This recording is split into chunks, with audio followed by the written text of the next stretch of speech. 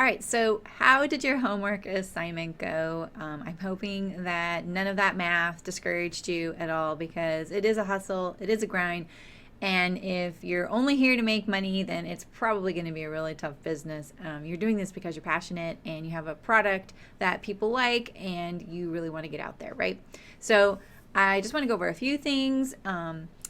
If you haven't determined why you're doing this, I would strongly encourage you to do that so that you have the story to tell, that you've heard of that. And it is really important because it also helps when you're coming up with a little byline for an ad or an interview or something under your business for the show book at an event or something like that. And for me, it was always about making things here in the United States. I was really passionate about everything being made here. I sourced almost everything here in the United States. It was actually made here except for the fabrics because that is really hard to find. And I supported other artists to do some of the work, and that was something we were also really passionate about. Plus, we designed our own product, which a lot of people didn't. They were just using patterns they found out there or modified. And that was also a really big part of what we did and made us unique, right? And function. Function was actually a really big thing. So if you are doing this because you want to make money, it is going to be really tough, but you eventually can get there, right? If you're doing this because you want to improve on something already out in the marketplace, be very clear about your story, how you've improved it, why people should buy that, and ditch the other version they already own, therefore, paying a lot more to get yours because they've already invested in this other one, right? So you got to be really clear and convincing on your story and passionate about it. And would you buy it? That's the one thing I always challenged myself. Would I buy this? And I'll be really honest with you. A lot of the products that we made weren't ones that were necessary for the style of knitting I did, but I saw the need for it for folks, and I definitely wanted to cater to that because everyone knits differently or crafts differently or cross stitches or crochets or whatever craft they're doing with their hands differently. So just because not everybody is a sweater knitter doesn't mean I need to make sweater knitting bags for everybody, right? So, but there were definitely things I would be like, not going to do that, so you got to have your line, and sometimes you don't know where that's at sometimes. So if you don't like making one of your products, don't. There were definitely products in my line that I wasn't a big fan of making, or they wouldn't stay in long, or there just wasn't enough money to warrant paying to make it. Because if I have to pay to make it and to have it in the line just for the sake of having it in the line, it's not going to be there for very long. You can have those items in your line that are loss leaders, so-called loss leaders, but you can't have everything in your line be a loss leader. So you got to be really careful about that. Just because it's cool doesn't mean that you should keep it in the line. Be really honest about that. Okay, so one of the things I hope that you took away from your little homework assignment is the idea of, if you could sew less but make the same amount, wouldn't you? So maybe look at your pricing and see, do I need to raise my prices so I don't have to sew as much, but I could still be making the same amount of money? If you see room for that and you can tell that story, go for it, because you have to cover all your expenses. Otherwise, all that inventory of raw goods sitting there when you close your business is going to be staring at you in the face, and you're going to have to get rid of that. So you don't really want to go through that at all. And I didn't close my business because it failed. I closed it at its height. It was doing really, really good. There were just some other extenuating circumstances that kind of forced my hand.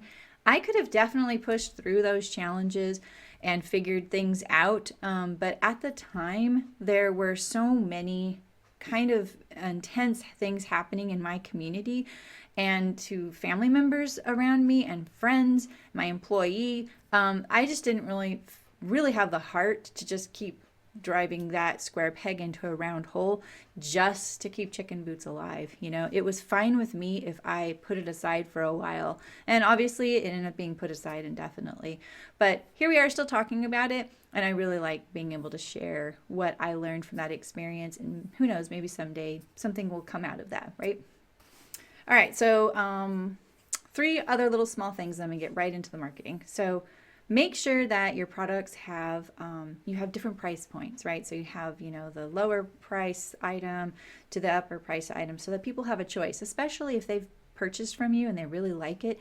They may want to come back and buy something from you, but they don't want to buy the exact same thing. They don't want the exact same thing, maybe in just a different fabric. They're definitely going to want to grow with you and see something else of yours, So you can keep the exact same products in your line for years and not change it. I've seen a lot of success with that, but if you kind of throw them a bone occasionally with a new design, definitely change up your fabrics. You're going to find a lot more interest and growth in your business. So one of the things I'll talk about later is the number of SKUs, which stands for stock keeping unit in your line. And that number is determined by how many styles you have. So say you have this design and you have 10 different designs, different bags, okay? You have 10 different bag designs, cases, pouches, whatever they are. And then they each come in 4 different fabrics. That's 40 SKUs. So that number can escalate really quickly when you want to add some diversity and expand your line. So be really careful about that. It can get out of hand really quick, and you may feel like you're kind of wrangling a dragon all the time because you're trying to keep stock on your shelves in all of those individual items in their fabrics, and that can get a lot to manage. Trust me, I know really, really well. And people will still tell you just don't have enough fabrics or designs. You just can't please everybody. They're just not your customer. Don't worry about it. Okay. Going after a niche is always also really great. The knitting industry is bigger than golf. There's more knitters than golfers, is what I was told. So that was obviously a really great niche, but still a big niche.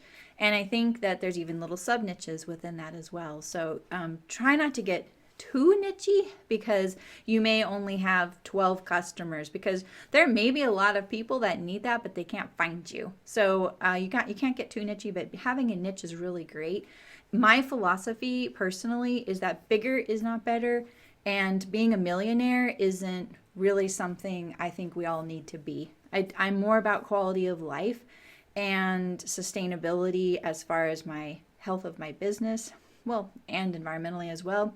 And I don't really believe everybody needs to be a millionaire. I would much rather there be far fewer billionaires and no poor people, and we all have some sort of middle of the ground wealth that makes us all healthy and sustainable. I was never my goal to be a millionaire, and I don't feel like that's not everybody can be a millionaire. There's just not enough money in the world. So why not go after something a little bit more in the quality of life realm, right? So you've got to look at your business that way. Bigger is not better, because just because you can sell 1,000 of something, making $1.50 on each of those isn't as good as probably selling 250 of them and making $5 on each of those. So I think that there's lots to consider when you start kind of breaking it down that way.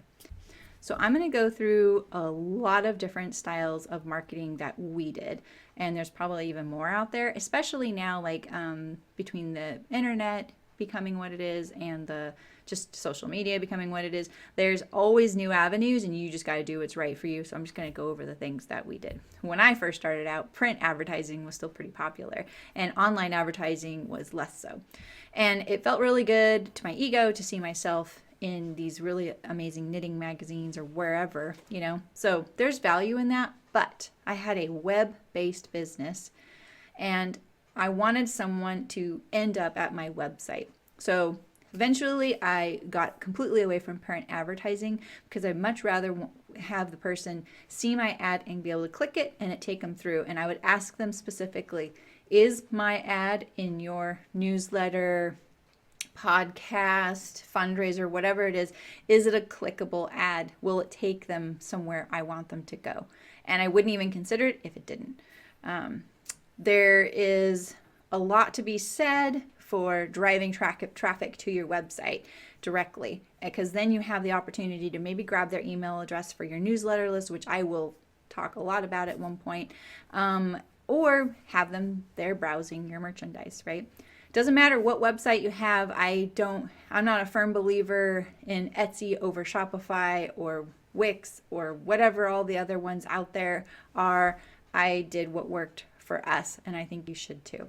One of the places we did a lot of virtual advertising, meaning online advertising, was Ravelry. At the time, it was such a great avenue for that. Notebook ads were available to people that weren't knitwear designers or crochet designers or yarn dyers. So that was the only place I could do it was a notebook ad, or I think in forums, and that was actually really affordable. And it was a really great way to consistently advertise there and get some eyes on our stuff. And it clicked through to my website, which was great. I don't know how that is now, but it was great at the time. And then some of the other things we would do are maybe some like holiday newsletters. So some of those big print magazines, they started seeing the squeeze too, because they were noticing fewer people buying their physical copies of their magazines, but they still had these thriving magazines that they needed to sell ads for. And so they started doing like little limited, email blasts to people. Maybe they were holiday based or season or something. And then, I would get in on some of those. And sometimes the best way to be able to afford those is to buy them last second and see what they have left, or express some interest and then maybe see what they have and then maybe think about it and see if they come back to you with some more competitive pricing.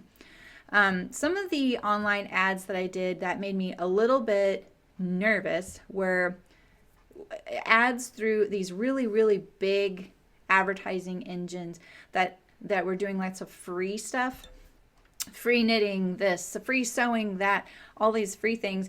And I just thought, I just don't really feel like that's my customer, because I think this customer that they target is going to be really disappointed in the price of my products.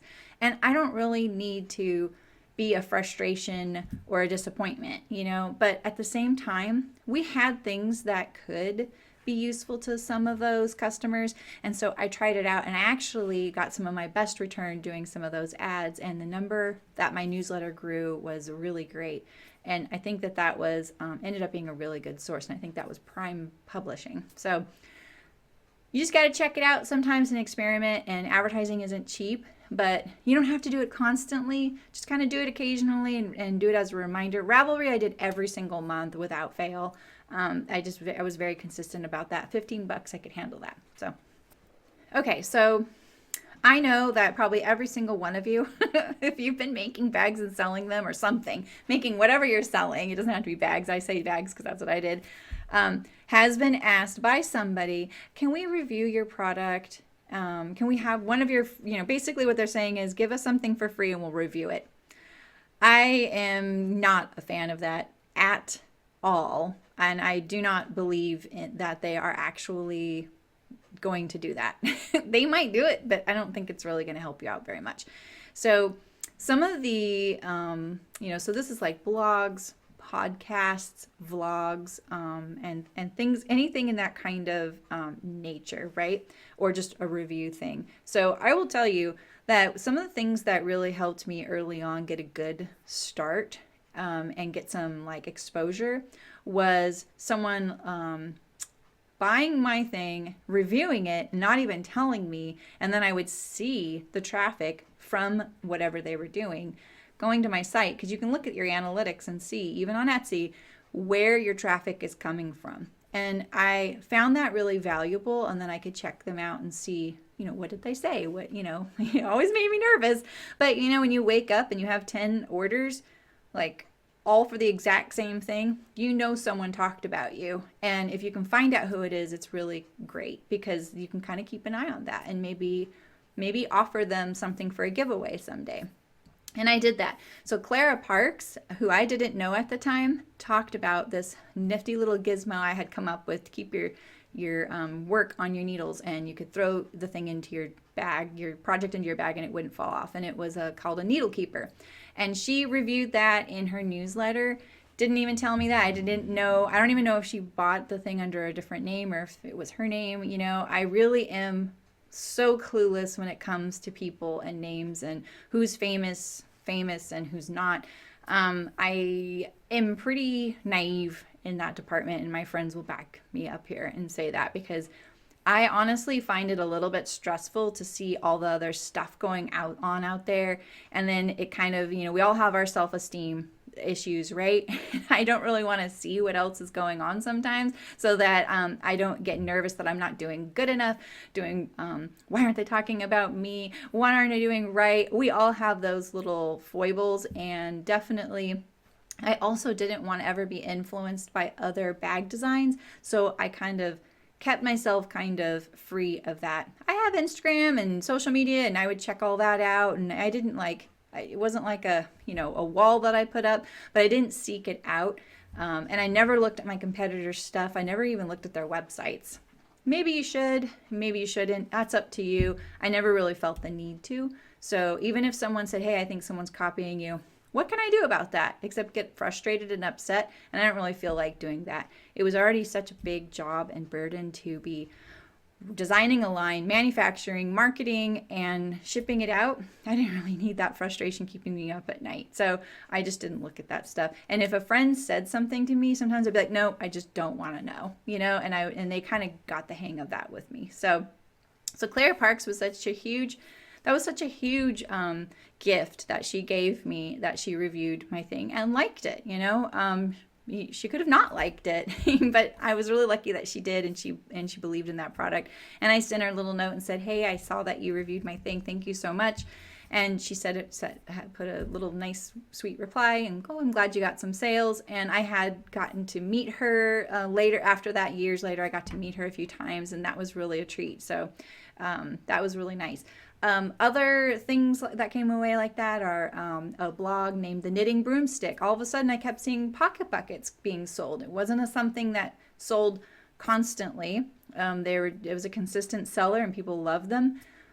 But, they were in that price category that definitely made people hesitate, and they were probably going to try one of our other products out first and see what they thought of our quality and how it was to deal with us before they invested in a $56 to $60 bag. And I started seeing sales, and I could check it out. And so then I looked her up, and she was a YouTube vlogger. And I saw she kind of did a really nice review of the pocket bucket, unsolicited by me, and I really appreciated that. And eventually I did ask her, say, hey, would you like one to give away to your viewers? And that was really nice, because that was a nice way to give back to someone who did not ask for anything for free.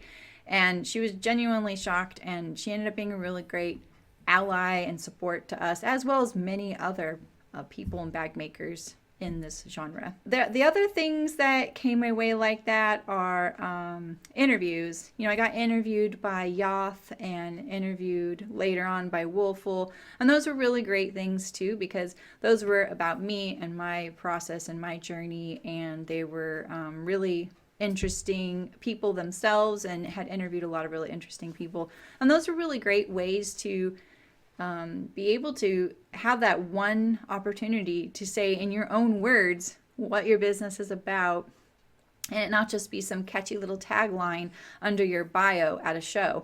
It was really nice to be able to say who you were and what your manufacturing processes were, and where your philosophies lie, because the person that's listening or watching that kind of interview kind of wants to know about that and is interested in that side. And so that is a really organic and meaningful way to give some really nice advertising for your business. If you get that opportunity, I absolutely, even if it's a very small person, I say absolutely take it, because you never know where that person's going, and why not? If you're small, or even if you're larger than they are, I do not believe in hierarchy at all. I totally believe we're all equal, and you never want to underestimate someone. And I really firmly believe that, because certainly in every industry there's an amount of snobbery, and I do not play into that at all. I know for a fact we were snubbed many times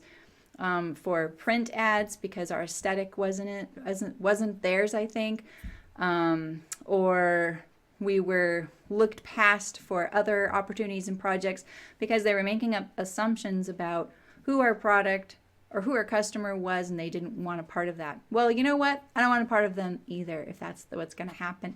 I don't believe in that kind of hierarchy, and I believe that we're all equal, and that I don't really want to play into that or help that kind of, I don't really want to help that kind of philosophy along. So one of the other things that you're probably going to get asked a lot for is free stuff for retreats or whatever it is. Maybe it is a really huge retreat. Maybe it's a really small retreat. And I definitely, probably notoriously am known for my refusal to give items to these places. And I will tell you that this time of year in January, I would probably get about 5 requests a week for like the first couple months. And it was intense and very, in my opinion, very disrespectful of what I did.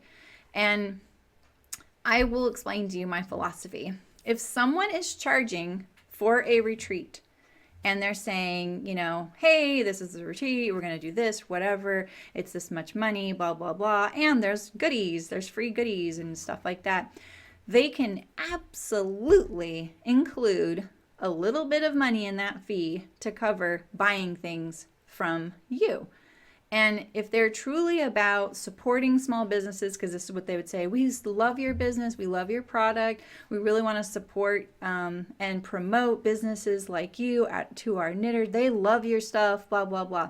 Well, if you really do support me and you really want to show that support, I have a wholesale program, and you are willing, or if you are willing, you are welcome to purchase something from me at wholesale with no minimum. If you want to buy 2 things at wholesale price, great.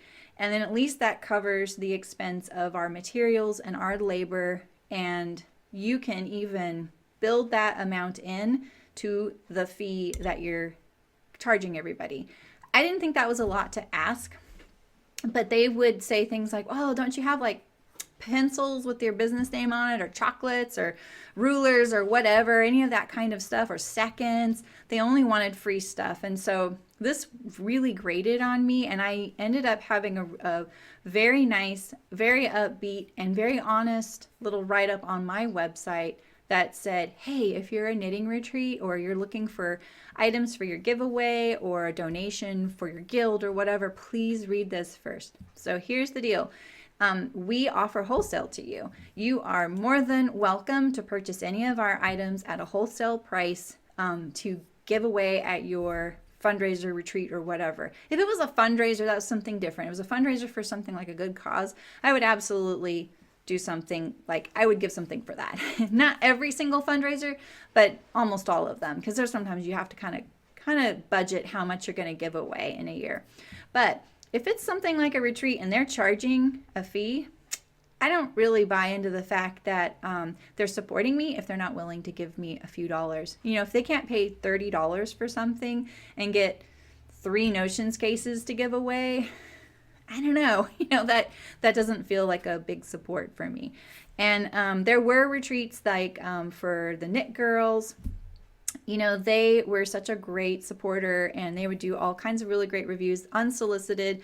I never gave them free stuff for that. I didn't even know they did it. And then when they asked for something for their retreat, I did give them like a couple pocket buckets or whatever, and they would be door prizes. But you know what? Whoever won always sent a thank you note.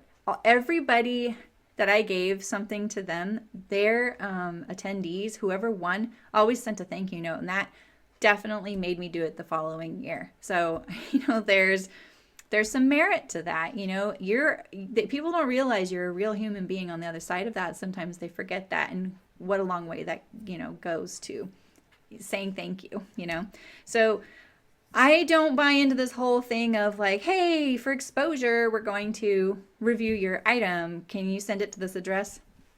Nope, sorry, I'm not interested. Thanks, though. Good luck with your endeavor, and I wish you all the best. Like if you need verbiage for that, you come to me. I'll give you some verbiage for that. There are other places, like I think like Knitty. I don't know if Knitty is still around, but I was told early on, like, hey, Knitty has this really great program. Will they review product? And you just send it to them. Sure enough, went to their website. It says, oh, hey, send your product to us. There's no guarantee we'll review it, and we don't return your product. okay, well, all right, that's kind of, you know, I was a lot for me to do to give up some of my product at the time because everything, was like trying to make as much as possible, as many items as possible, just like that question I made you answer.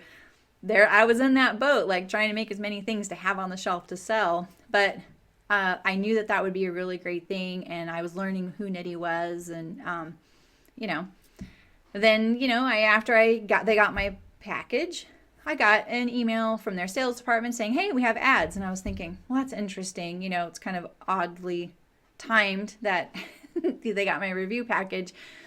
And I said, yeah, and I actually thought, okay, if they review my item, I'm definitely going to advertise and give back to them because that's really nice of them.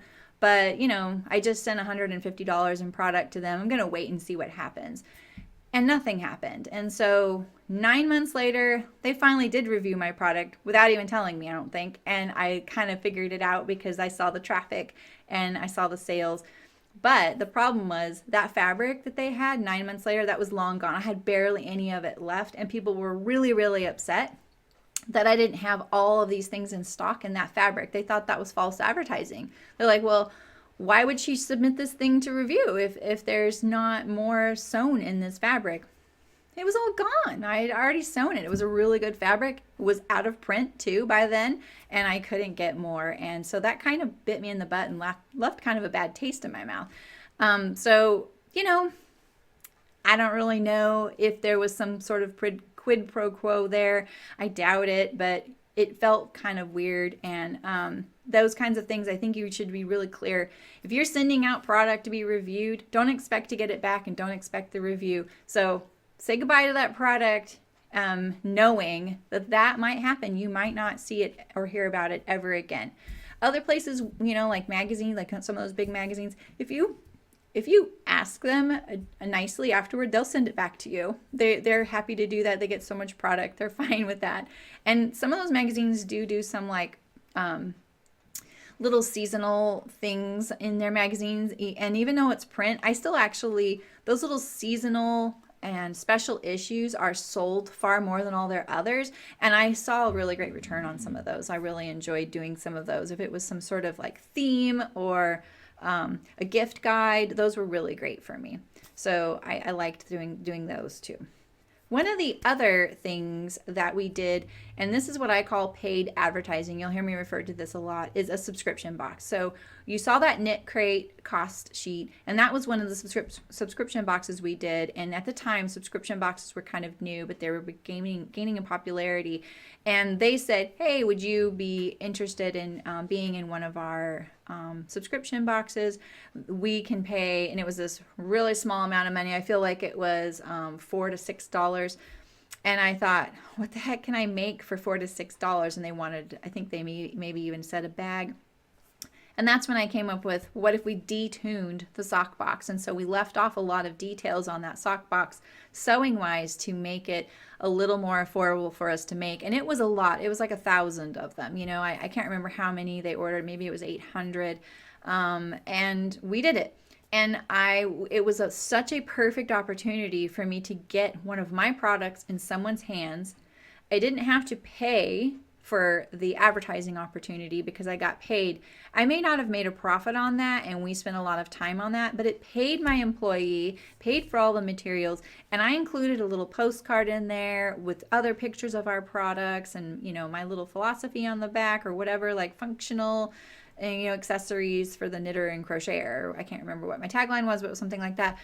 And my website, and so that was a way for them to know who I am. And I think we even offered a discount towards something, and that also gave us the opportunity to grab their email address for our newsletter list, which my newsletter list ended up becoming gold for my business. So that was a really great thing.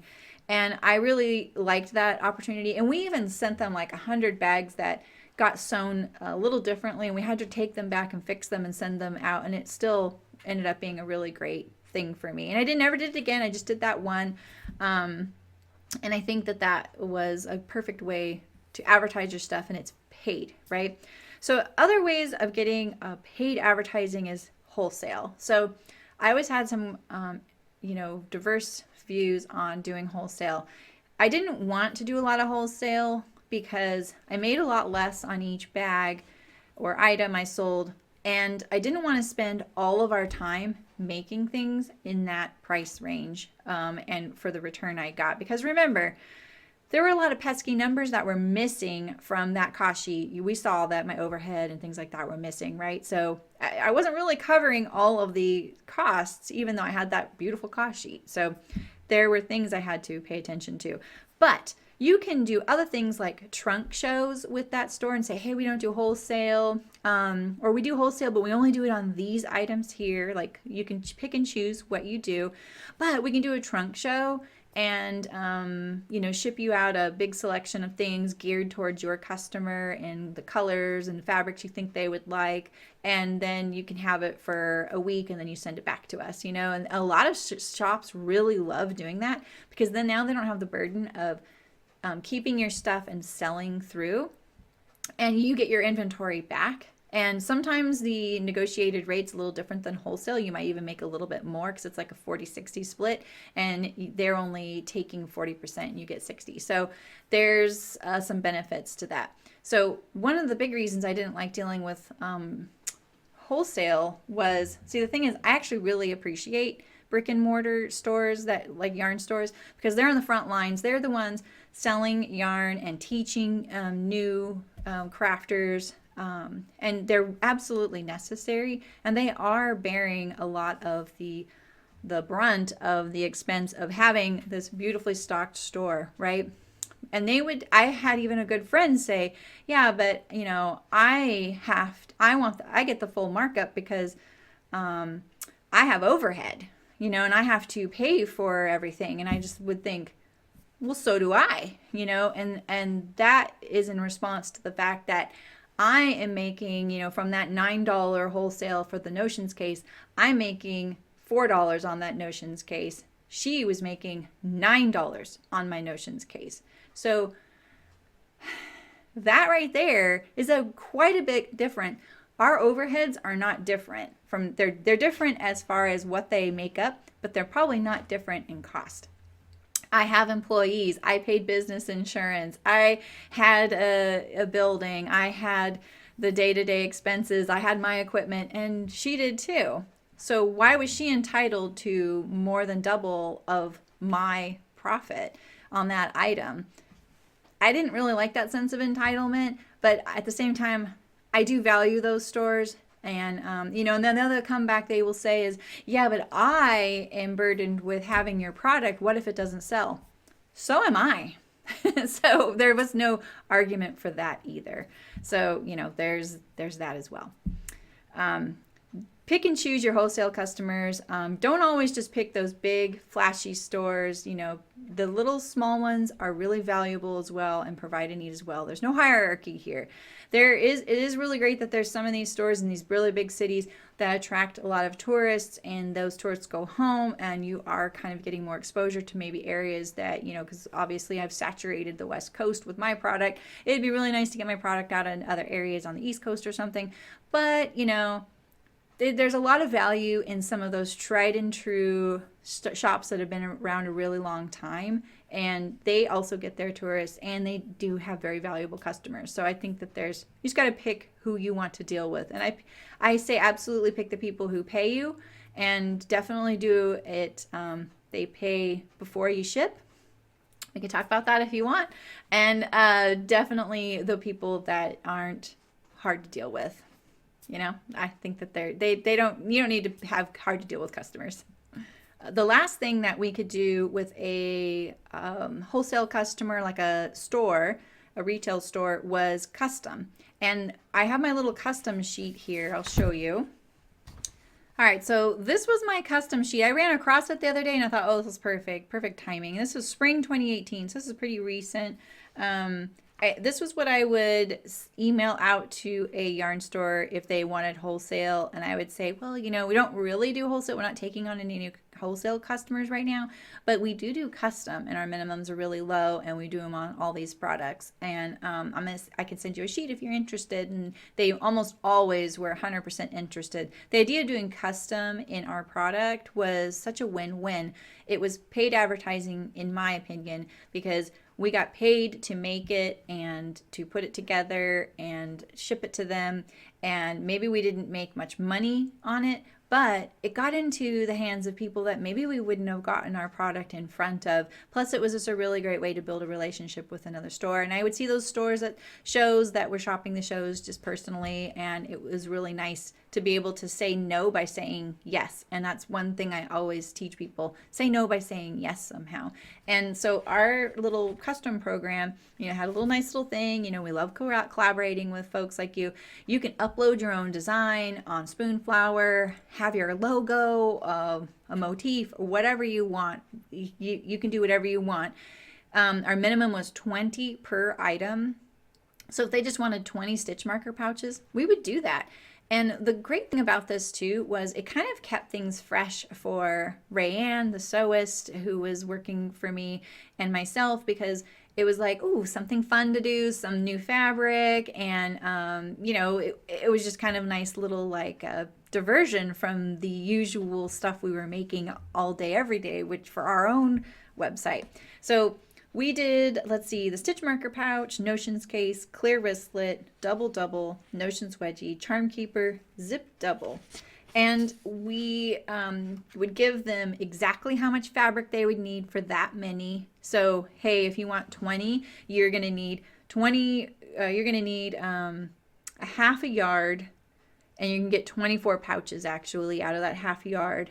For the front fabric, and half a yard for the back fabric, and then you need about a yard to cut up into binding. We would hand cut the binding. So they would be able to do that for $6 a stitch marker pouch. We provided the stiffener, the vinyl, the zipper, the hang, and I still got my hang tag on there and my tag because it wasn't private label, which means that they would have put their own tag on my product. I didn't do any private label, but I was never asked to do any. So, or actually, I take that back. No, I always got to put my label on things. So there's that kind of collaboration slash wholesale slash custom kind of little niche that worked really, really well for us. It kept us kind of enjoying it. You never know what you're going to see your product in. You never know what fabric they're going to pick. So there's the risk you're going to take. And you got to also say, hey, if your motif is a gigantic elephant head, that's not going to fit on this little stitch marker pouch. So why don't you just run your fabric by us to make sure that it's going to work? But I highly recommend doing that. And plus, they might talk to their yarn store friend and say, hey, did you know that so-and-so does custom, and that might help you out as well. And sometimes they would have like, hey, we have our store retreat, like we all our customers, we go on a retreat, we're going on this cruise. There was a Florida store that I did that for, and she would have us make bags with her logo on it for her attendees for her retreat. And so that was a really great thing too. Okay, so lastly, a couple of the places that you are inadvertently doing marketing that benefits you is a little hang tag. And so originally, I think I started with buying or designing business cards, front and back business cards online with some whatever print online place. And then I would take them locally and have them cut them down the middle so that I could get 2 hang tags per business card. And then they would also drill them where I told them to, and then I could tie it onto my products. And I think that our little tag was only about 1.5 by 1.5 or 2 by 2. It was pretty small and square. And there was something about our little tag. People always kept it on their chicken boots bag. It's really funny. I still see people that have tags on things they bought from me 10 years ago. And the twine or whatever I was tying it on there with at the time is kind of fuzzy now. And they just like, oh, I just like it. They don't want to get rid of it. They feel it's a part of the product. But how handy is that if they're at their knit night, and they say, where's your bag from? They can say, oh, look, here's the website on here. And that was really nice, And I had heard of other people whose partners would be like, oh, I want that as a bookmark. And they would use it as a bookmark. And I just think it was just simple and quirky enough that they liked it. So I think that that's a really great place for doing marketing. And it is a little bit of an expense, but it's yours, and it makes your product look more professional and polished when you have it on there. And it also, you can write the fabric on there, so that then if they ever go to buy something from you again, at least there's a 50% chance they're going to be able to say, oh, I want the Magnolias print, rather than trying to explain it to you by email and you have no clue what they're trying to describe, because how you would describe that fabric print is different than how they would describe that fabric print. Okay, the last little thing we would do, and this isn't really a marketing thing, but it kept things kind of spicy. And I really like doing this, and it was limited edition things. So say Halloween's coming around, or the holidays, or maybe your birthday every year, and you do a limited edition little bag or print or whatever it is. That can also kind of keep things kind of fresh and kind of moving, and it keeps all of you guys interested in making stuff, and it's really fun, and I think it's a good diversion. And you just need to really plan it carefully. And like for my limited edition things, so when we would normally, and I'll talk a lot about this in planning, but when we would have like our regular line, so a fabric that we were introducing in say fall, we would buy 120 yards of the main fabric, 120 yards of the lining fabric, and 120 yards of the binding fabric. Or it would be more like 120, 90, 90 or something like that. So that was about the ratio we would use it. It just depended if I needed the other two amounts to be the same. And that was for one fabric group. We bought 3 fabrics for one fabric group. So that was a lot of fabric. But if I was just doing a limited edition thing for Halloween, I'd only buy 1 bolt. That's 15 yards. So there was quite a bit of a difference. I didn't always sell out, but most of the time we would. And that's the goal. So that was always the goal. And I'm going to talk about, if you know Chicken Boots, you're going to know that I did this big Harry Potter thing, and you either loved it or you hated it. And I'm going to talk a lot about that because it was such a key part of keeping my business making money year round during the off months. And I'm going to talk about that and the planning of that. And you're going to see my crazy sheets that I did to have to plan for that. So I'll talk about that another time. I didn't consider that in the limited edition category. It was to the world, but in-house it was a way to pay the bills during the slow months. So, and I was really passionate about it as well. All right, good luck, and I will see you next time. And we're going to be talking about, I think, planning or efficiency. So we'll see. Another avenue of marketing and paid advertising is collaborations. Now, it's kind of different than custom, but it can be kind of the same as well. So a couple times, or more than a couple times, maybe I would join up with a knitwear designer and a yarn dyer, and the 3 of us would come up with some little limited edition group where it came with a design, the yarn, and the bag, and it all coordinated. And I would say, okay, what color palette are you looking at? What's your design theme gonna be? And then I would find a fabric to go with it. So just be really careful who you collaborate with. You wanna make sure you pick people that aren't flaky, who are gonna follow through and deliver at the time that you need to deliver, because you may need to do your production a certain time before a busy season and be done with the whole project, so that you're not trying to sell 2 different things at the same time. Because that happened to me once. I paired up with a yarn dyer and a knit designer, and they were really lovely people and really on top of things for the most part. But one of them was definitely like, I just don't really have the design done yet, or I don't remember what it was. But for me, I was like, all right, what's our timeline? I went backwards from there, and I said, all right, so I need to come up with my fabric. And then I ran by fabrics. I actually included them in that process. And we also talked about the division of the money early on, because one thing that you want to make sure you're clear on is what you're getting paid for. And in something like that, you should just get paid for your product and that's it.